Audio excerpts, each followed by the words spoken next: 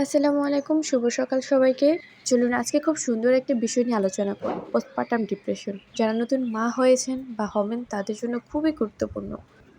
বাচ্চা জন্ম দেওয়ার পরবর্তী যে সময়টা থাকে এবং সেই সময়টা যদি একজন নারীর মধ্যে ডিপ্রেশনের কোনো আলামত দেখা যায়, মানে লক্ষণ দেখা যায়, সেক্ষেত্রে আমরা বলবো সেটাকে পোস্টপার্টাম ডিপ্রেশন।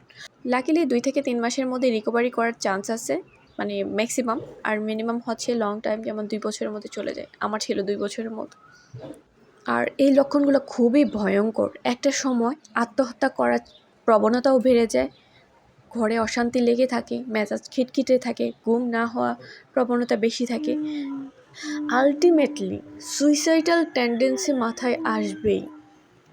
আর এইটার হচ্ছে যারা দোষী তারা হচ্ছে পরিবারের মানুষজন হচ্ছে বাচ্চাকে নিয়ে বারবার সময় দিচ্ছে, কিন্তু মার যে খারাপ লাগা জিনিসটা, সেই জিনিসটার দিকে একবারও লক্ষ্য করছে না। রাতে বারবার জেগে যাওয়া, ঘুম হচ্ছে না, মেজাজ খিটখিটে থাকছে, তার উপরে খোঁচা মেরে যখন কেউ কথা বলে, সেক্ষেত্রে সেই জিনিসটা একটা মেয়ে আরও বেশি ডিপ্রেশনে চলে যায়। তাই একটা পরিবারের ভূমিকা অনেক বেশি